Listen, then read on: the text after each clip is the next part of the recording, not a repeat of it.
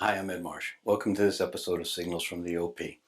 If you know Signals, you know that I tackle topics that aren't necessarily always discussed in polite company. Today we're going to tackle one that may really needle a couple folks. We're going to start with this big number, I'm sure you've heard it, 6.8. Probably familiar with it. It's what CEB says statistically is the number of people that are typically involved in the buying team for a complex B2B purchase. You've also seen, we've talked about it before, and I've heard from many companies, the status quo is winning more deals.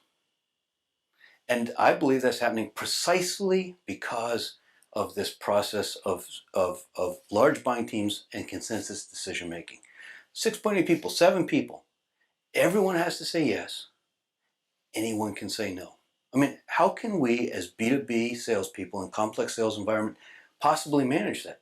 That's the discussion I have with a lot of companies about how to use marketing and sales and digital tools and alignment and sales enablement and different processes and a number of the techniques that we can use, including buyer intent data, to try to understand what's happening with these teams. But it's a problem. And it's a problem for more than just companies that are trying to sell.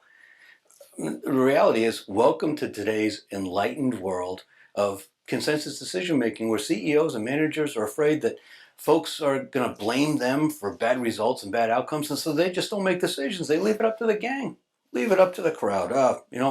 We all decided together, we all felt good about the decision, we'll learn from it next time.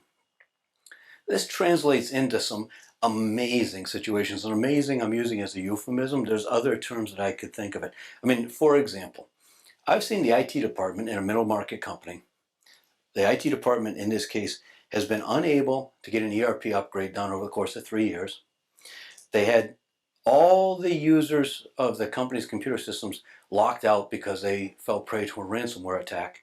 So this IT group that has failed in some of these core IT functions sat at the conference table as part of a consensus decision-making management team evaluating the sales and marketing department's plan to launch a new website using a new CMS.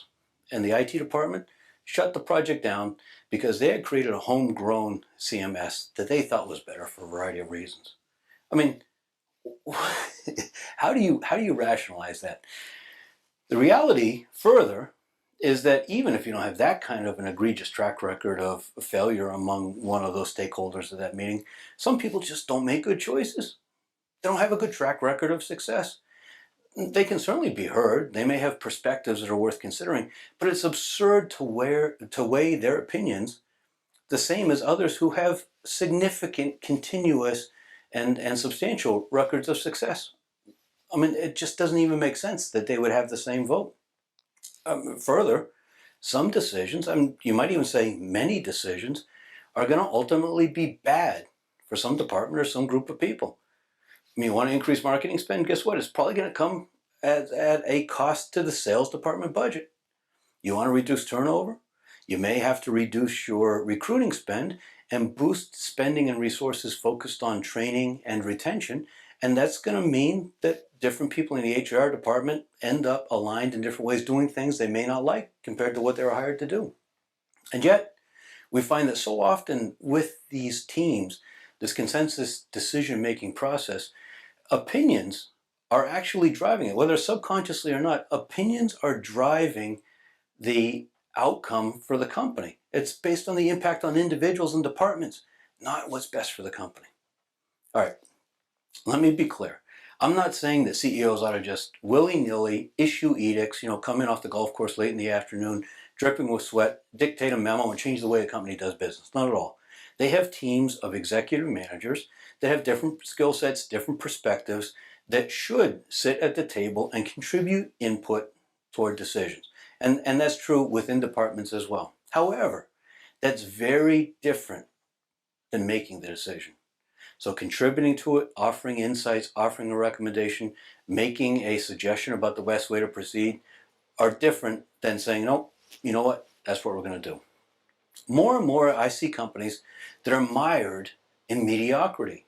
The status quo is running businesses because the teams just don't have the ability or the perspective to make a kind of management decision. It's even worse than that, though. As decisions are devolved to these teams, companies now actually tend to feel, I've seen in many cases, very self-satisfied. that they've got this rigorous, thoughtful, engaging approach by which they analyze tough issues and make good consensus decisions. All they're doing is just devolving to the median. They don't make decisions because it's almost impossible to get 7 people lined up around the same thing when they've got these selfish interests that are often in conflict. So it's a form of paralysis. Bottom line, you got to make proactive decisions in business today. There's so many big changes looming with disruption.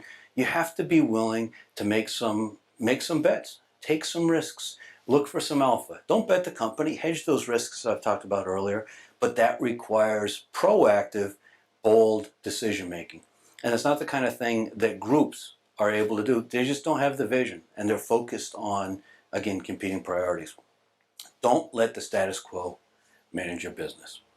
All right, so I've poked at a few accepted management tenets here today, maybe a little more aggressively than I often do, but this is exactly the kind of thing that I do on this periodic video blog, Signals from the OP.